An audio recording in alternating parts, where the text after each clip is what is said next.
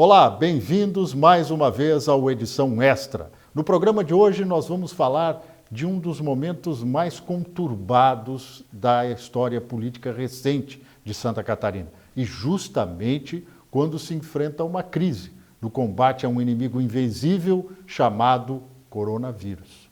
Nós estamos hoje com os colegas jornalistas Fábio Bispo, coautor de uma das reportagens mais palpitantes dos últimos tempos no Estado, e também o colega Rodrigo Cardoso, da TV BV, da TV Barriga Verde, da Band aqui em Santa Catarina, que vão tratar desses assuntos relacionados ao que originou uma comissão parlamentar de inquérito na Assembleia, e ao que tudo parece, né, colegas, está muito longe de ter um desfecho.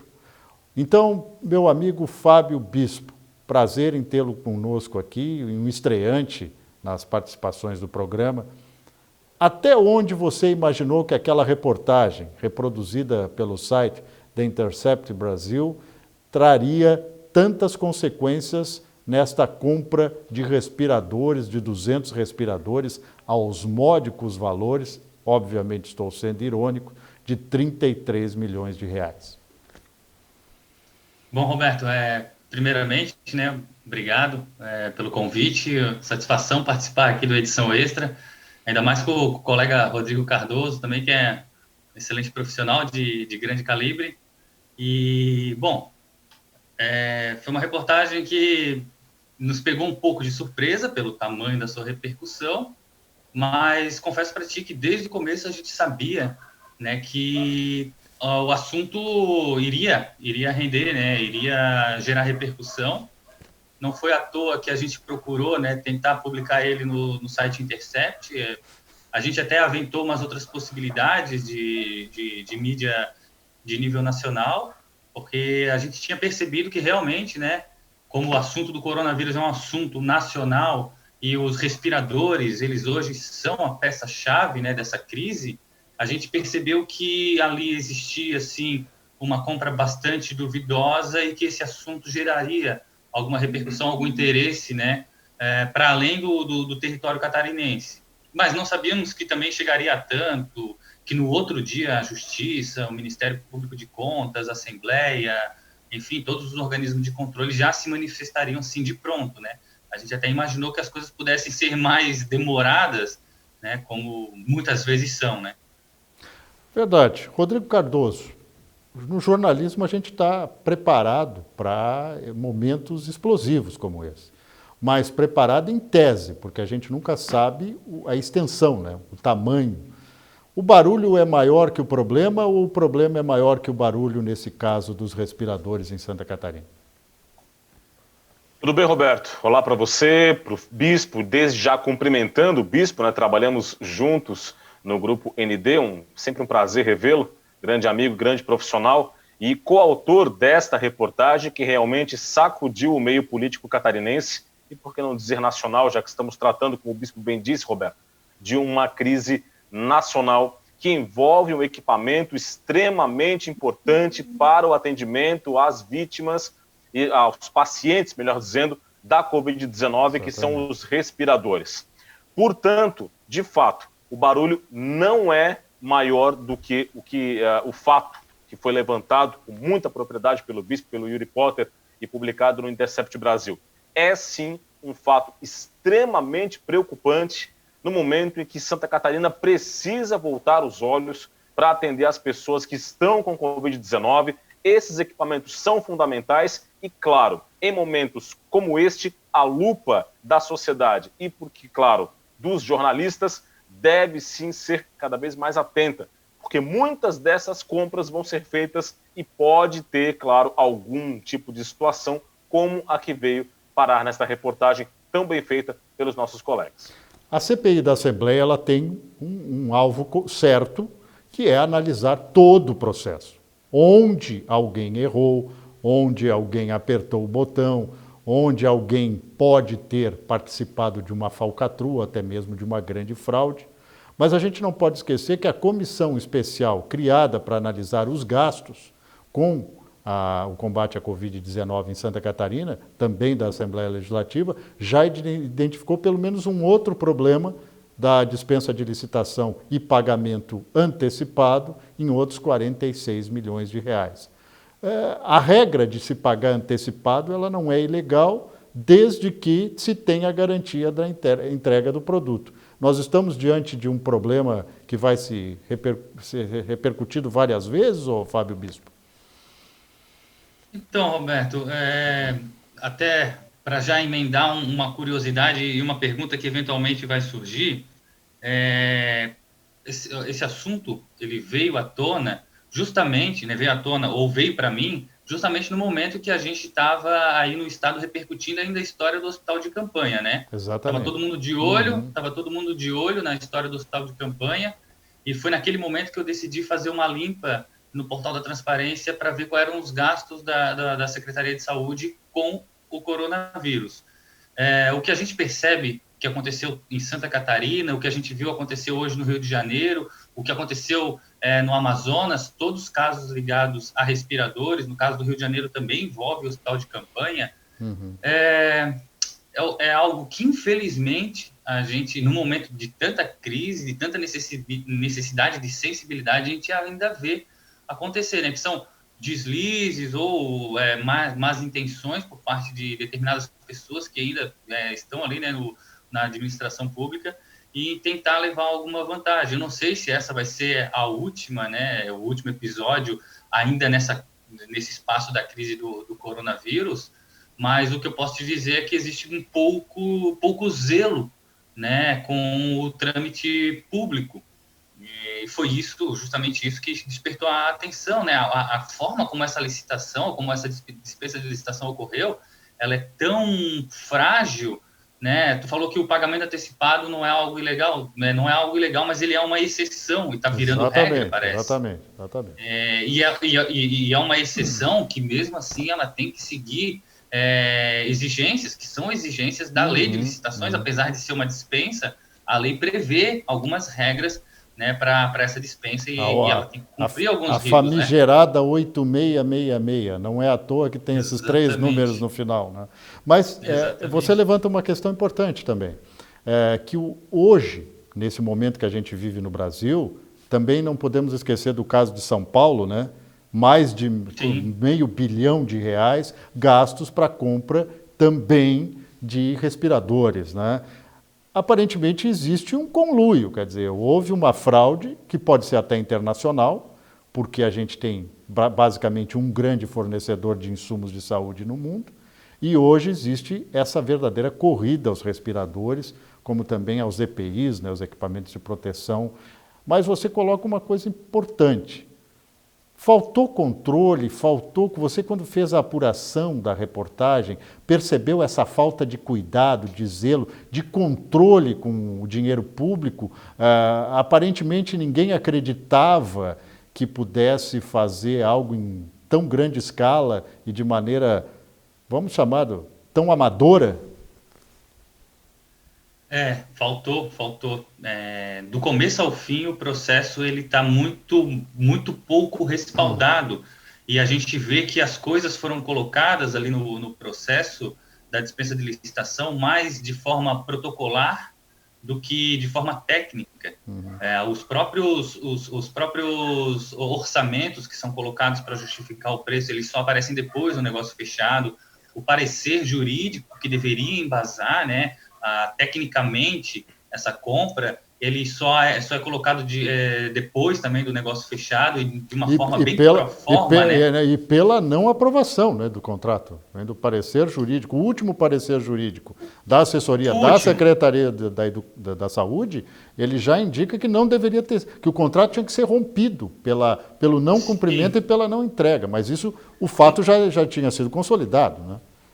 Mas esse último parecer, ele aparece já depois do assunto ter vindo à tona. Eu digo antes do assunto ter vindo à tona, quando é homologado, né, o processo da dispensa de licitação, quando é feita a minuta da dispensa de licitação, ela já leva em consideração um parecer que ainda não existia, né? O negócio já estava fechado, a compra já estava feita, e o parecer ainda não existia na linha do tempo da dispensa de licitação. Então, o que a gente percebeu é que esses documentos que são exigidos, muitos também não foram colocados, né? Muitos documentos exigidos para uma dispensa de licitação não estão ali, mas alguns deles, como o parecer jurídico e os demais orçamentos, foram colocados só para cumprir o ritual, só para cumprir a legalidade, porque de tão frágeis que eles são, eles não dão garantia de nada, né? Os orçamentos de duas outras empresas, eles sequer têm o CNPJ das empresas, elas sequer têm habilitação para vender esse tipo de equipamento junto à Receita Federal, o que comprova que a comissão de licitação não checou coisas básicas para um processo de tão grande recurso, tão vultuosos recursos, né? E para uma compra tão importante e tão urgente que o Estado tinha, né? Tem que fazer, né? Rodrigo, você chama atenção. Pois não. Pode falar. Chama atenção, Roberto e Bispo, que a Secretaria Estadual de Saúde, ela tem um corpo para o setor de compras, que é uma das poucas pastas do Estado que tem esse departamento de compras que outras secretarias não possuem. E mesmo assim, aconteceram todas essas fragilidades. É um processo que a gente viu na reportagem do Bispo e do Yuri e vem vendo cada vez mais. É um processo eivado de fragilidades, cercado de fragilidades, de inconsistências que precisam ser investigadas, que devem ser investigadas, não só no âmbito administrativo, por sindicâncias do governo do Estado, mas, é claro, pela Polícia Civil, por inquéritos e também pela CPI. Eu acho que esse é o questionamento, né? A responsabilização pelos atos, né? Que precisa ser, no mínimo, pedagógica, né? E, no máximo, severa na aplicação das devidas penas. O que mais te chamou a atenção, Rodrigo Cardoso, nas declarações da servidora Márcia Regina Jeremias Pauli, que era superintendente justamente da gestão administrativa de compras da Secretaria da Saúde? Olha, Roberto, o que chamou bastante a atenção naquela entrevista concedida pela servidora foi o fato de que ela não arvorou para si a competência única e exclusiva de fazer esse processo. Ela disse que, muito claramente, não tem autonomia para autorizar um pagamento de tamanha monta. Nós estamos falando de 33 milhões de reais de pagamento adiantado. Ela disse muito claramente que não tinha autonomia para isso, que o processo passou pelas mãos de muitas pessoas, 16 que sofreu pessoas. Pressão de dentro do governo, exatamente, 16 pessoas, que sofreu pressão de dentro do governo, e cita nominalmente o secretário estadual da Casa Civil, Douglas Borba, como pessoa que indicou a empresa para fechar o negócio. O depoimento dela foi muito contundente nessas questões. E é isso que precisa também ser explicado. Por isso, quando a CPI, Roberto, fala em uma acareação entre os responsáveis, essa acareação é absolutamente necessária e fundamental. É preciso confrontar essas declarações, é preciso confrontar esses pontos de vista para a gente também clarear ainda mais não só a opinião dos membros da CPI, como da sociedade catarinense. Bispo, isso é a tua visão também? Em relação a Márcia Regina? Sim, eu acho que o pedido do deputado João Amin é o pedido mais oportuno nesse momento, porque o que acontece? A gente tem a entrevista da Márcia, colocando o secretário da Casa Civil aí como um dos agentes, como um dos pivôs dessa compra. Disse com todas as letras que ele que apresentou a Veiga Med à Secretaria da Saúde para ser colocada como a fornecedora do material. Exatamente, a afirmação que também foi repetida pelo secretário da Saúde numa outra entrevista, e que ambas foram negadas pelo secretário, no qual ele se defendeu e disse que não teve nenhuma participação, e apresentou ali as justificativas dele. O que a gente tem hoje instalado aí no governo, no Estado, é uma guerra de versões, e a gente não sabe quem que está falando a verdade. Eu acho que é muito oportuno, nesse momento, fazer essa acareação e que eles possam também indicar provas, né? Mais do que falar, eles possam indicar onde estão as provas, aonde foi o momento exato que essa empresa foi indicada pelo secretário, aonde que está a autorização para que esse processo não passasse pelo grupo gestor do governo. Que é outra preocupação, né? É outra preocupação, né? Por esse valor, né? Ponto importante esse, né? Não. É um ponto importante esse, porque nós estamos falando de 33 milhões de reais, Bispo Roberto. Não é uma compra de pequena monta. E essas compras são obrigatoriamente autorizadas pelo grupo gestor. E nesse caso isso não aconteceu. O secretário de administração, Jorge Tasca, disse em entrevista coletiva que essa compra não passou pelo grupo gestor e que é praxe que não passe. Não é isso. Não é essa a realidade. A praxe é exatamente o oposto. Aliás, o contraponto... de 500 mil reais. Aliás, o contraponto, exatamente. Aliás, o contraponto foi dado por um ex-secretário da administração, Marcos Vieira, do PSDB, que foi secretário da administração do Estado já quando era deputado. Então, quer dizer... E que criou o grupo gestor, né? E hoje é presidente da comissão especial que analisa os gastos. Mas, dentro desse contexto que a gente está conversando, nós vamos falar com o telespectador também de um outro aspecto. Toda esta situação criada em torno da compra supostamente irregular dos respiradores está relacionada a uma mudança que foi retórica de política e campanha eleitoral em 2018. A nova política, aquela que não admitia conchavos e que cada vez mais fica mesmo na retórica e mostra sua verdadeira face. Quem falou sobre esse assunto pontual foi o presidente da Assembleia, deputado Júlio Garcia. Vale a pena acompanhar a avaliação e a visão dele sobre este tema. Vivemos tempos diferentes. Vivenciamos desafios para os quais nunca nos preparamos. A cada momento somos exigidos a tomar decisões difíceis, mas não há como delas fugir.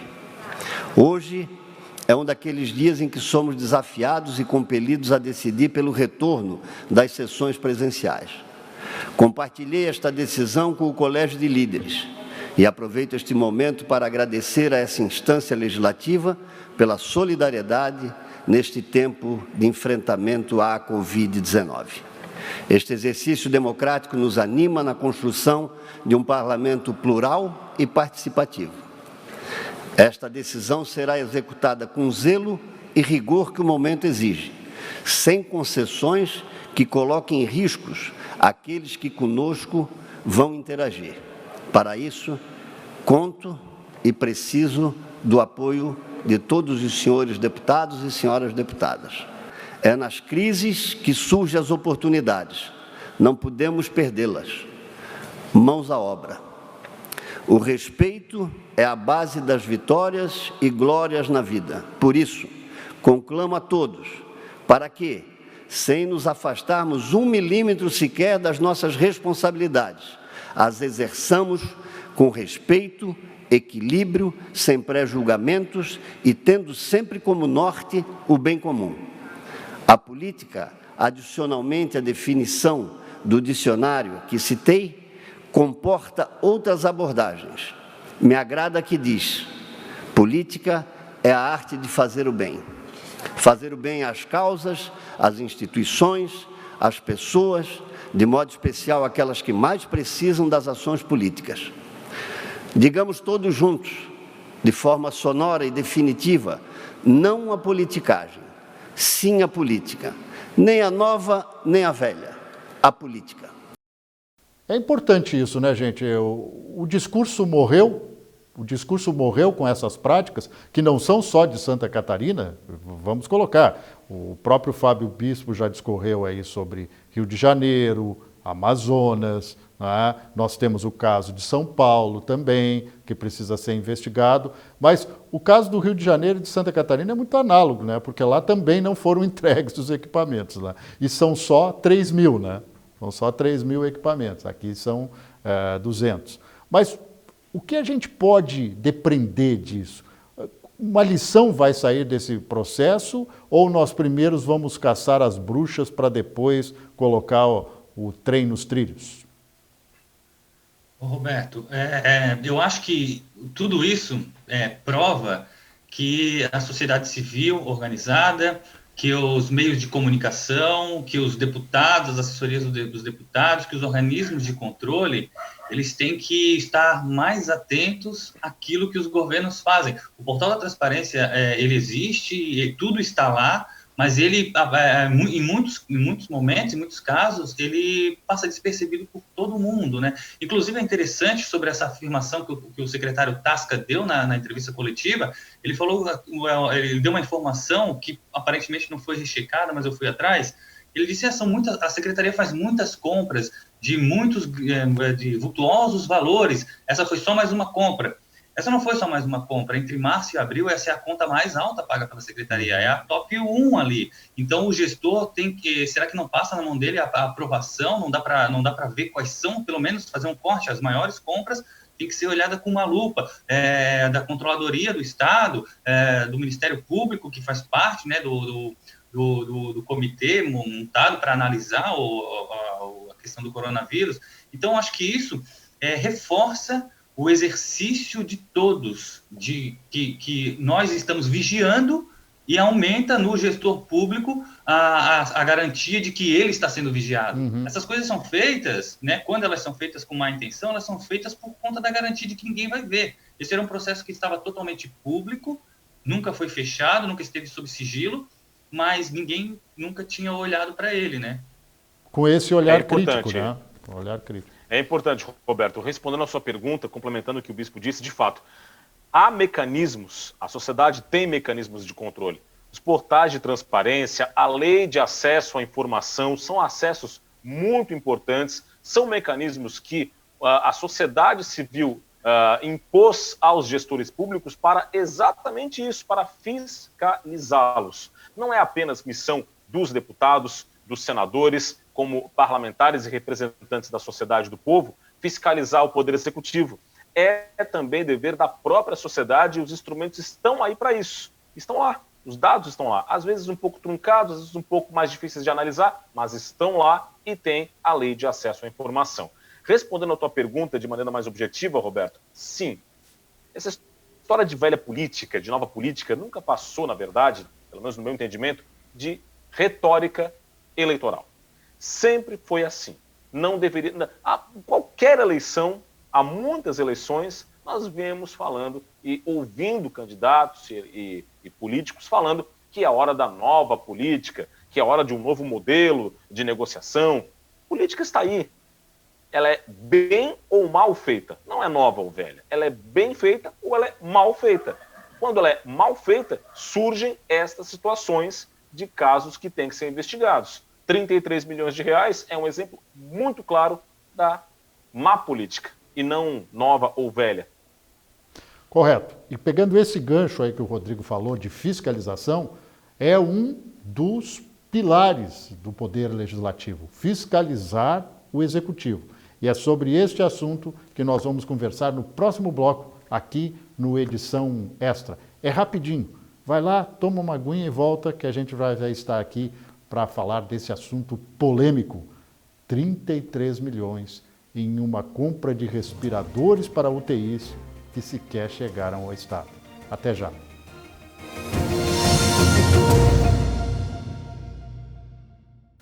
Edição Extra aqui na TVA, debatendo a CPI dos respiradores e todos os episódios lamentáveis, é bem verdade, que levaram à criação dessa comissão parlamentar de inquérito. Comigo estão os jornalistas Fábio Bispo e Rodrigo Cardoso. E muita gente chamou a atenção, o que é esse material aqui? Todos nós aqui no estúdio usamos máscara, menos o apresentador por enquanto, mas no final do programa eu também farei uso, é importante, é um elemento importantíssimo para a prevenção ao coronavírus. Colegas, exatamente. Temos máscara sempre, né? Os nossos convidados estão sem máscara, primeiro que não precisam, porque são grandes jornalistas, segundo porque estão em casa, mas quando eles saem na atividade laboral, à rua, eles também se valem desse apetrecho. Nem apetrecho, né? Já virou necessidade, né? É uma necessidade muito grande no combate, é importante que a gente se proteja e proteja os outros também. O tema fiscalização, uma das importantes tarefas do Poder Legislativo. não é só a produção legislativa, não é só a produção de leis, também fiscalizar o Executivo. Será mais uma vez cumprido com essa comissão parlamentar de inquérito. O que esperar desta CPI, seu Fábio Bispo? O senhor que é uma espécie de coautor do processo.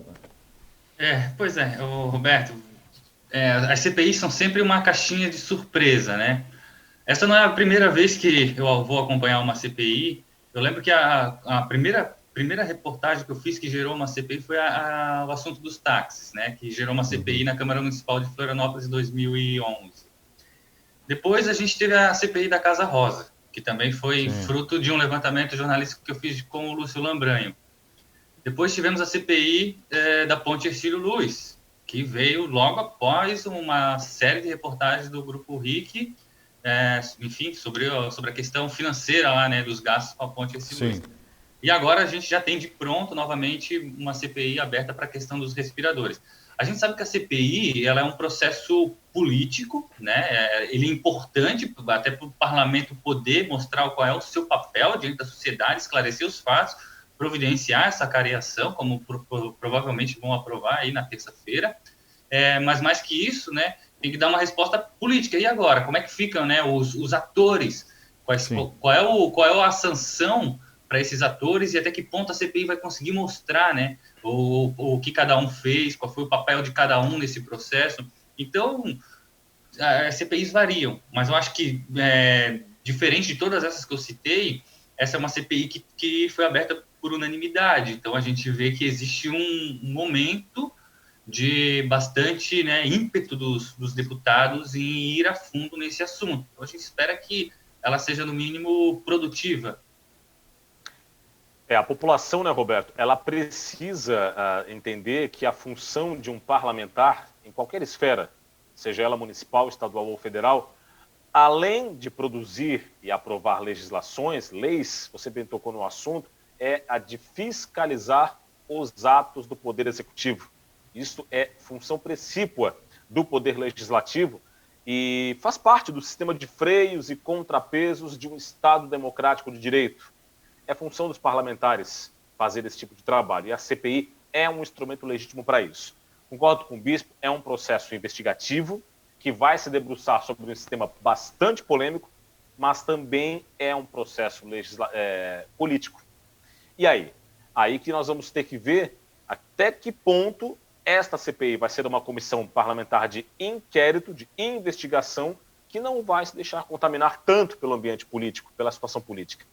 Mas vocês não concordam com o raciocínio? Hoje, a gente olhando a formação, os 9 integrantes dessa CPI, pelo menos 8 deles não têm afinidade nenhuma com o governador e um deles, que é o deputado Valdir Cobalcini, que chegou até a disputar a presidência, agora ficou como primeiro vice-presidente, ele é o mais próximo do governo, mas também tem sua crítica a Moisés. É quase um 9-0.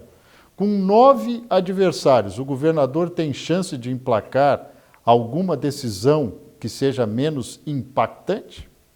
Isso é revelador, né, Roberto, da relação entre o governo do Estado e a Assembleia Legislativa. O fato de, primeiro, como o Bispo falou muito bem, tocou num ponto importante que às vezes passa despercebido quando se fala de CPIs, desta vez a CPI teve o apoio de todos os parlamentares. Sim, foi por unanimidade. Todos. Isso não é a praxe. A gente vê que a dificuldade de obter assinaturas para a instalação de uma comissão parlamentar de inquérito, muitos deputados assinam, depois retiram a assinatura. Neste caso, foram os 40 parlamentares que assinaram esse pedido de CPI. Eu já vi CPI, Rodrigo, pegando o teu gancho, até o Bispo aí também tinha levantado, em que deputado assinou e depois disse, eu não sabia para que era.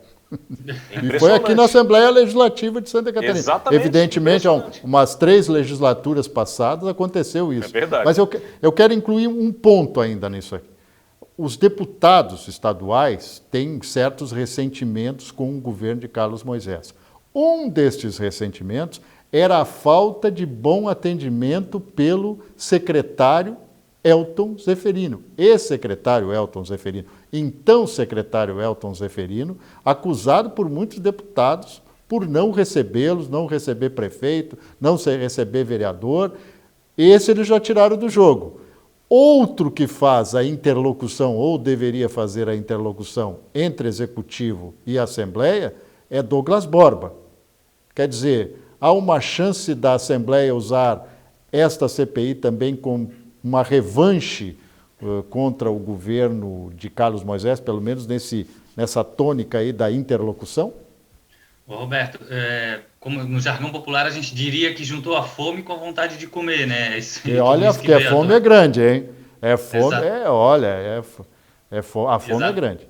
Exatamente. O governo, ele sempre esteve, não vou dizer que num pedestal, mas ele sempre esteve num lugar onde, para ele, o diálogo com a Assembleia parecia ser algo criminoso, algo que não era algo próprio desse governo, né? Demonização da política, né? A demonização da política. Não se pode fazer política partidária porque é uma coisa ruim. Né? O que é uma Rodrigo coisa que já lembrou está bem ficando... isso.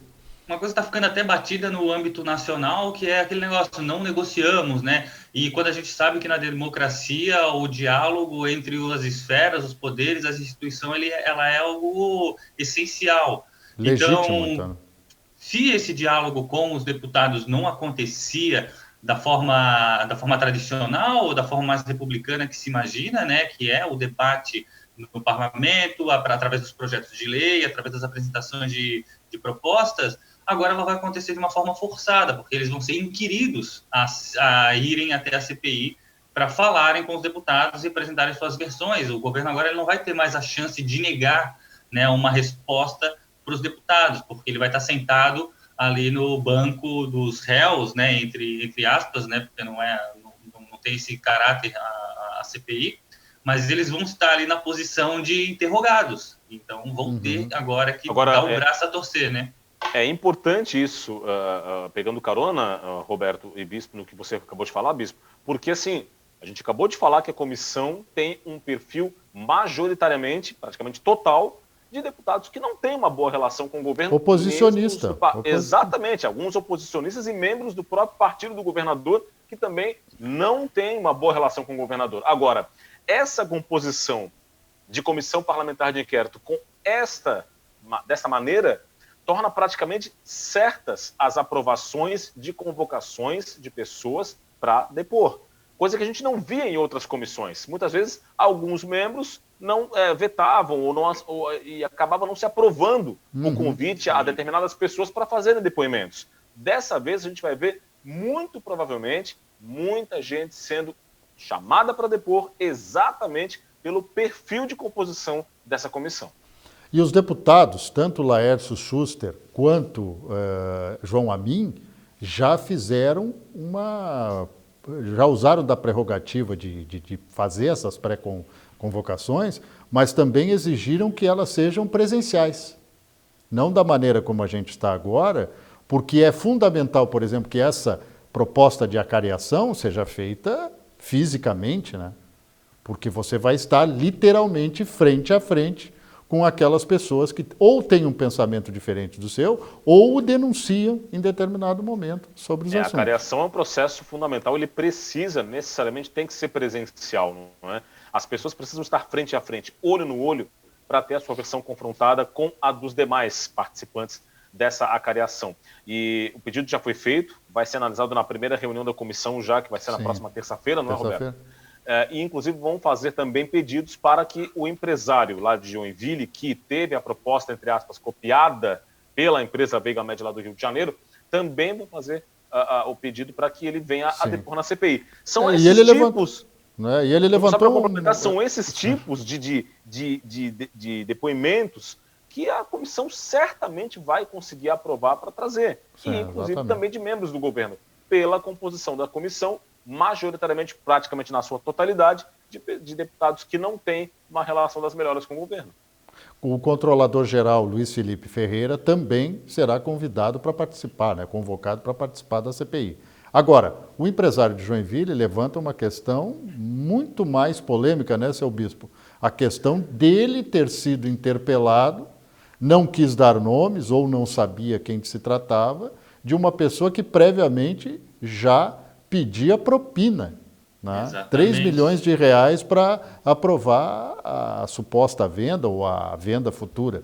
Isso é mais grave ainda, né? Esse empresário, ele é uma peça-chave também para saber, para se ligar, né? Quem é essa pessoa que procurou ele, e também para se saber como que a proposta dele, dentro do governo, foi parar nas mãos de uma empresa em tese concorrente, né? Eu acho que a CPI, ela tem muita vantagem nesse sentido do processo judicial, porque o processo judicial ele acontece com uma formalidade um pouco mais exagerada, claro, O rito é mais por lento, conta de todas né? as garantias, né, que a lei, todas as garantias que são prerrogativas da lei, também o direito de todo mundo se defender, e a CPI ela acontece de uma forma mais fluida. Então, isso é uma vantagem de a gente ter respostas, porque está todo mundo hoje querendo ter respostas, de a gente ter respostas para situações que estão muito mal explicadas. Então, os deputados, se eles estiverem bastante atentos e bastante direcionados em resolver essa questão de fato, né, e talvez deixar um pouco as brigas políticas e partidárias de lado, eles vão conseguir, sim, ter bastante sucesso com essa CPI, ela vai ser bastante proveitosa no sentido de trazer essas respostas à tona. Esse empresário ele precisa explicar, né, um monte de coisa. Para quem que ele mandou a proposta no governo, quem que solicitou, como que ele soube antes do pregão ser lançado, né, que sairia essa CPI, quem foi que ligou para ele já entregou o telefone dele para a polícia, não entregou. Então, são questões que estão no ar e que a CPI vai proporcionar aí a chance de a população, pelo menos deles serem perguntados, né? A gente não sabe até que ponto eles vão responder tudo, mas vão ser questionados e diante da pressão pública que a CPI proporciona, diferente às vezes de um interrogatório numa sala policial, talvez diante da pressão, sabendo que as câmeras estão ali olhando para eles, eles talvez falem, né, algumas coisas.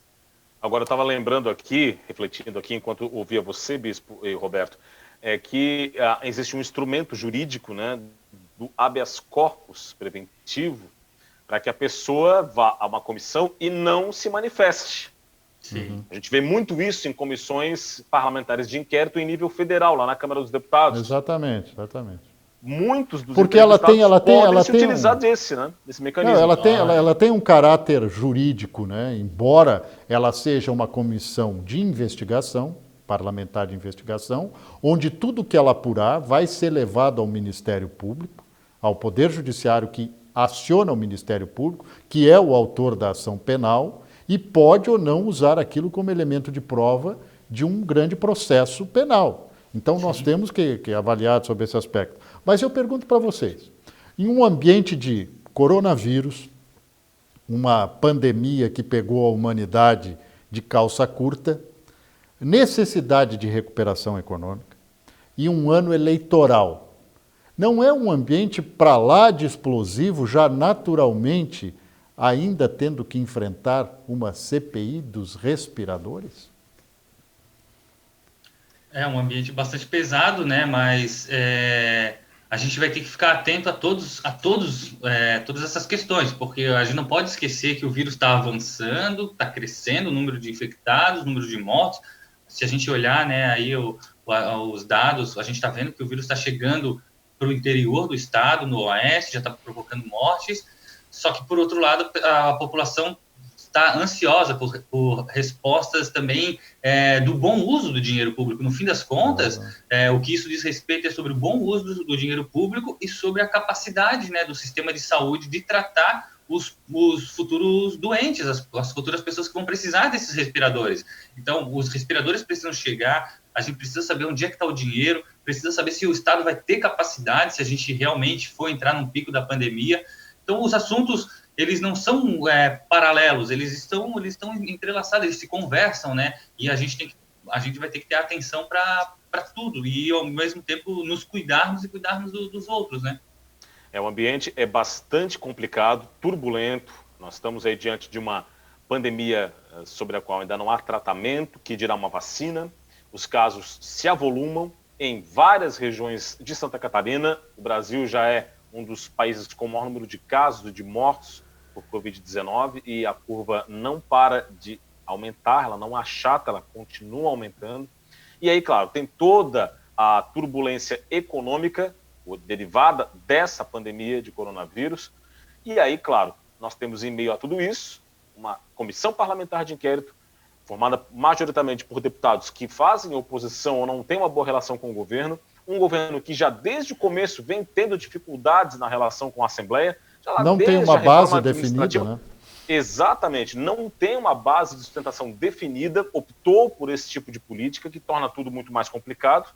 E aí a gente entra, mas se eu formar uma base política é porque eu vou negociar cargos, ou tomar lá da cá. Você pode mudar os termos da negociação, mas a negociação tem que existir. É da arte política, mas, é da natureza Rodrigo, política. Não falhou antes, nós temos aqui, vamos falar em imagem do governo, não vamos nem falar de prática.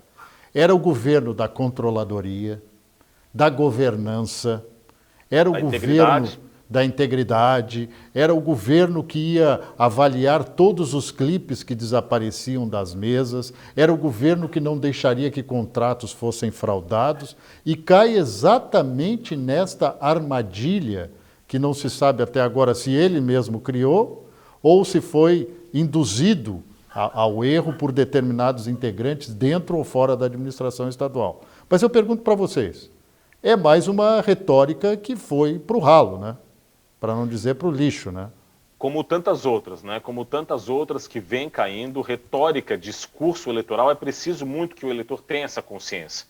Estamos em um ano de eleição municipal, você bem disse, Roberto, em outubro, se tudo correr dentro do normal ainda, deve acontecer a eleição municipal. E aí, perdão, o discurso vai ser da nova política, da mudança, o discurso que muitas vezes é exatamente isso, retórica, porque é empossado o sujeito, ou a pessoa que assumir o cargo eletivo, vai ter que negociar, vai ter que conversar, vai ter que praticar política, que é a arte da conciliação, que é a arte do diálogo, de ouvir os diversos lados e tomar as decisões.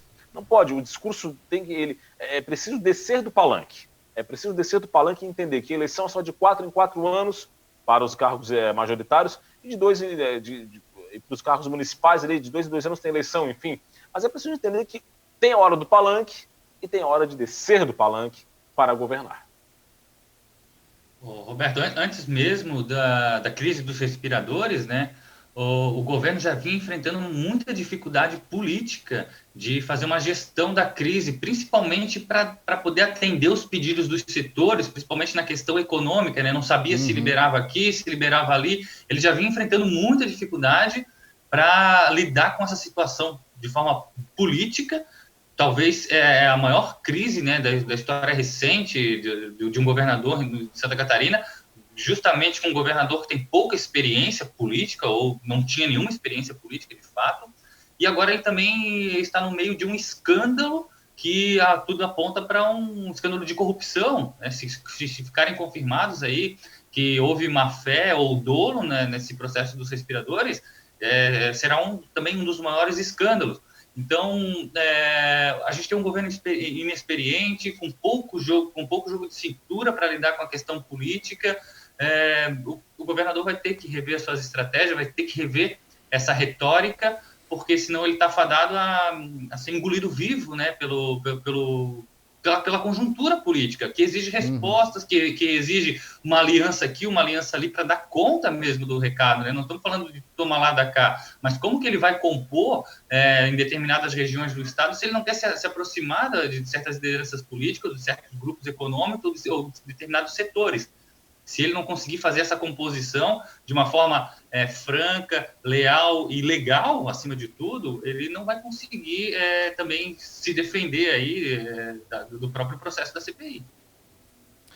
Pois é. E essa comissão, Roberto, só para concluir, essa comissão ela vai ser mais um importante indicativo de como vai ser a relação do governo com a Assembleia Legislativa no decorrer do tempo. Porque esperemos, né? A pandemia vai passar, essa situação toda esperamos que passe, mas o governo e a Assembleia vão continuar. Não fica a relação daqui para frente entre o governo e a Assembleia, tendo ainda pelo menos mais 2 anos de mandato até a eleição de 2022. É outra pergunta que fica. No próximo bloco, gente, nós vamos discutir a questão das várias frentes de investigação. Nós estamos falando da CPI, que é uma investigação parlamentar, portanto política, mas nós temos Polícia Civil, sindicâncias administrativas dentro do governo, Tribunal de Contas, Ministério Público de Contas, todos estes, sem contar um processo que já corre na Justiça, uma ação civil pública, para descobrir o fio da meada dessa questão dos respiradores. E é sobre esta pluralidade de investigações que nós vamos debater no próximo bloco. Um instantinho, a gente já volta.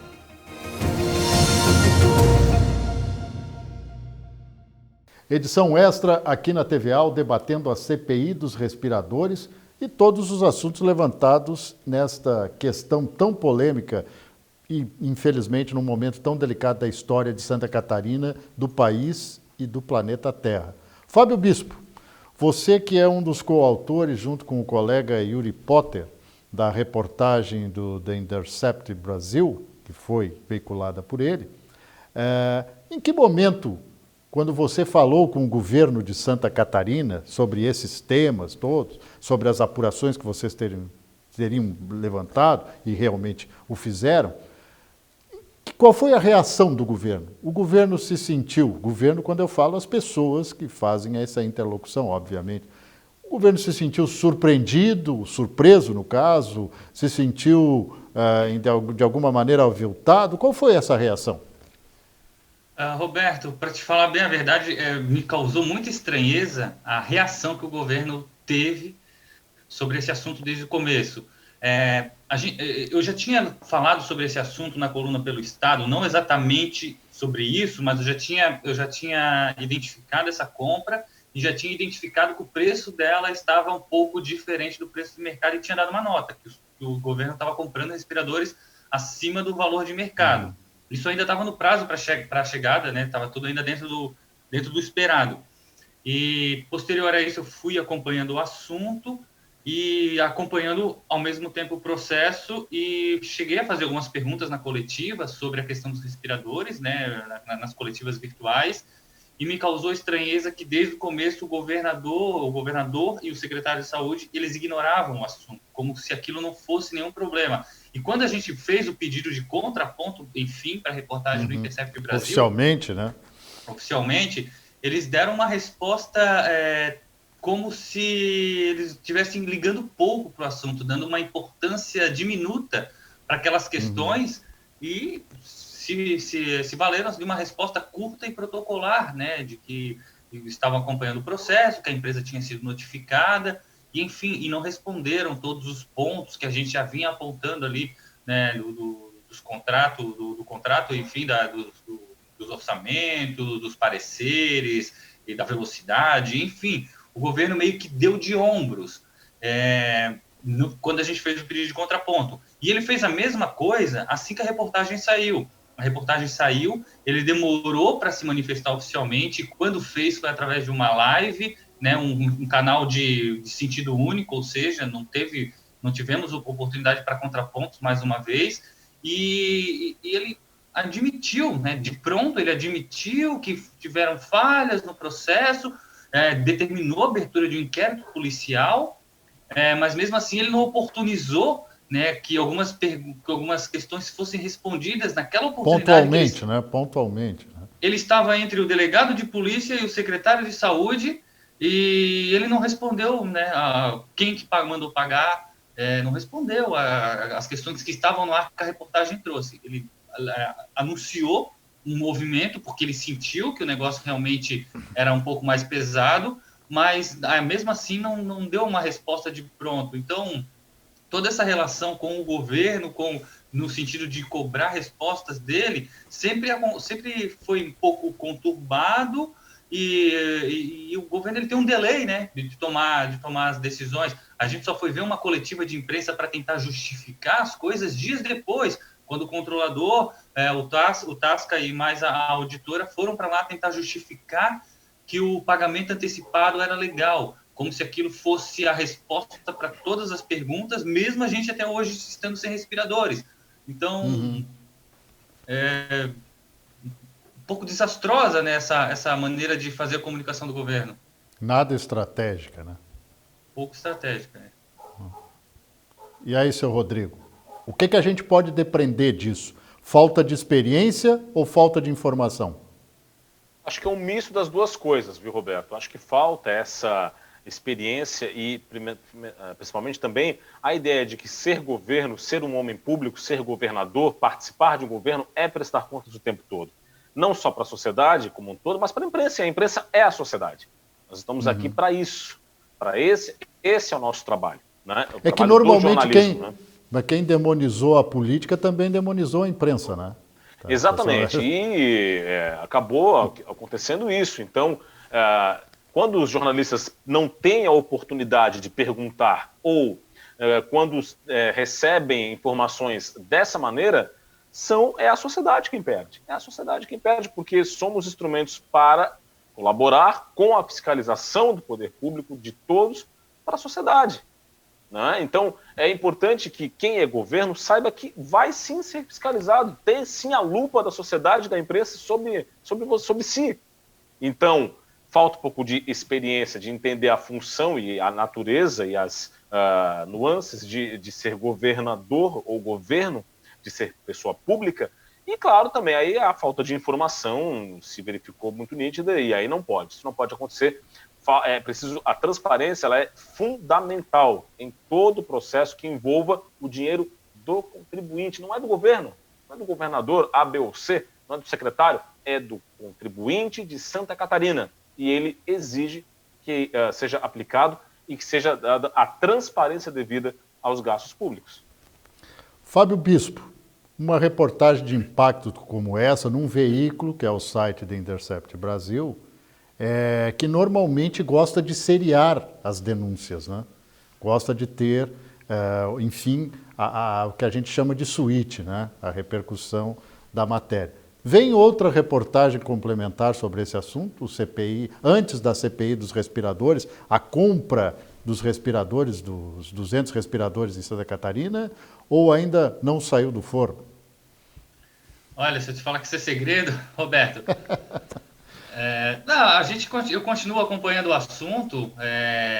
O Intercept ele tem algumas linhas de investigação seriais, realmente, mas elas já são pensadas de forma serial desde o começo. Nesse nosso caso, a gente está tendo repercussões pontuais, né? E as repercussões pontuais não são algo que aparentemente é muito interessante para o site. Mas, claro, a gente continua acompanhando o assunto, reunindo informações. Chega para mim informações todos os dias, de todos os lados, pontas para cá, pontas para lá, e que elas realmente podem nos levar a produzir talvez uma continuação do assunto, mas isso ainda está em discussão, isso não está nada certo, né? Mas os veículos de comunicação locais e alguns até de nível nacional já estão fazendo a repercussão mais pontual, mais factual, né? Na verdade, todos os veículos do Estado estão fazendo essa repercussão pontual, né? Hoje... Pois não. Roberto, um ponto importante que você tocou foi essa miríade, né, de investigações. Investigações dos mais diversos órgãos. Tem a Assembleia, tem Polícia Civil, tem Ministério Público de Contas, tem Tribunal de Contas. É importante não perder o foco, né? Ministério Público Estadual, enfim, é importante não perder o foco. Todos têm que avaliar, investigar, ir a fundo, mas que não se perca o foco, né? Todos têm a sua função, sua missão, e é preciso que todos façam o seu trabalho, e nós vamos acompanhar tudo isso. A sociedade quer acompanhar porque quer respostas, não é? Exato. E essa sua preocupação, Rodrigo, é a preocupação de muitas pessoas, da sociedade catarinense, porque quando você abre esse leque de investigações sobre o mesmo assunto, sobre o mesmo tema, com vários órgãos públicos, né, da Polícia Civil até o Ministério Público, que normalmente são trabalhos complementares, né, a Polícia Judiciária termina o inquérito, encaminha para o Judiciário, que leva ao Ministério Público para oferecer ou não a denúncia. Mas, nesse momento, todos estão concorrendo para o mesmo assunto ao mesmo tempo. Mas até sobre esse assunto, até para tranquilizar, o propositor da CPI dos respiradores, o deputado Ivan Nats, do PL, tranquilizou a todos nós, porque ele diz que todos estes elementos que estão sendo apurados vão ser usados como elementos da CPI, antes mesmo talvez, de serem concluídos. Vamos ouvir o que diz o deputado Ivan Natti sobre esse assunto, que não é só tranquilizador, como também dá um norte de como atuará a CPI dos respiradores na Assembleia diante desta pluralidade de investigações. Vamos ver. A CPI tem uma grande vantagem, porque grande parte da prova já está constituída e foi adquirida ou pelo site Intercept ou pela Comissão Especial de Investigação aqui na Assembleia Legislativa. Parte dela está sendo construída pela GAECO, outra parte está sendo construída pelo próprio governo, através das suas sindicâncias internas. Então, um processo de investigação em que as provas já existem. O que nós precisamos fazer é ligar essas provas aos indivíduos. Afinal de contas, alguém apertou o botão da transferência dos recursos. E quem apertou o botão da transferência dos recursos, ou foi omisso na fiscalização, ou foi de má fé que atuou. Então, o nosso papel na CPI é buscar os nomes e ligar esses nomes aos fatos para mostrar para Santa Catarina quem efetivamente participou dessa fraude e exigir, depois disso, uma punição severa do Poder Judiciário, que é a quem cabe, né, aplicar sanções penais e administrativas legais.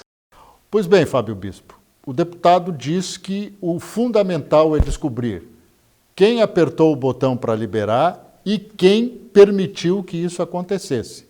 Ou agiu com omissão, que no serviço público é crime, ou em conluio, que também o é. Onde é que você pensa que a CPI e todas essas investigações que estão concorrendo ao mesmo tempo, não é nem só ocorrendo, mas estão concorrendo sobre o mesmo assunto ao mesmo tempo, vão chegar? Então, tem uma máxima do jornalismo investigativo que eu acho que ela caberia perfeitamente para essa CPI, para a condução dessa CPI, que é follow the money, né? Siga o dinheiro.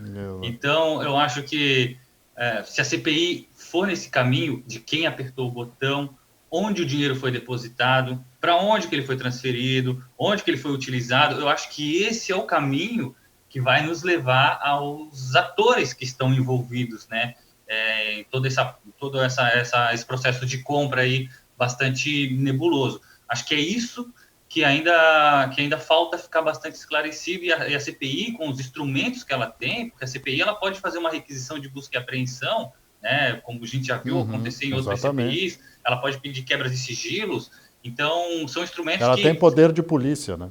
Então são instrumentos que nós jornalistas não temos, né? Ou a gente tem uma boa fonte, um garganta profunda, ou a gente tem os elementos que estão aí públicos, que foi o nosso caso, né? O que até onde a gente pôde chegar, até onde a gente pôde analisar as pessoas envolvidas, são todas informações que estavam colocadas de forma pública.